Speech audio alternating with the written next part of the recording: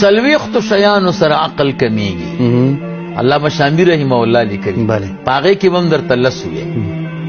اول نمبر کله چې سړی اودس کوي کم ځای کې چې اودس کوي هلته نجاست پروت دی، نجاست ته ګوري، پلیتۍ ته ګوري، دې سره عقل چې دی کمیږي.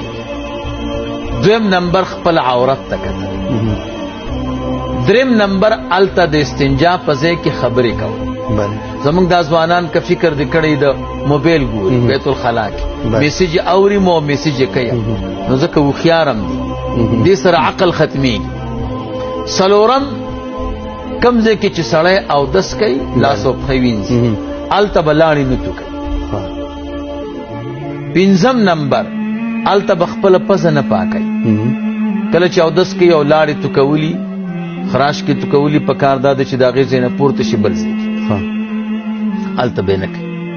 شپږم نمبر کله چې اودس یې وکړه نو په لمنه باندې مخ وچول، دې سره عقل کمزوری کېږي. اووم نمبر ادیره کې په دې قبرونو باندې چې کوم لیکل دي فلانی د فلانی بچی وفات شوی دی په دې تاریخ، یا بعضې خلکو آیت الکرسي لیکلی، دا خو غلط کار کړی. په قبرونو باندې تلاوتونه لیکل، آیاتونه لیکل دا ناروا دي.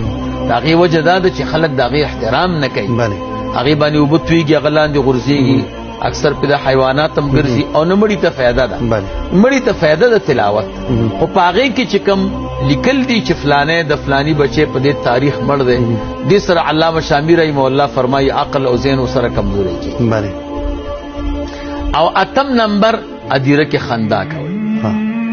نهم نمبر ګرمه ډوډۍ خوړل. لسم نمبر ترش چې هر شی چې خوري هغې سره عقل کمزوری کېږي. نو لسو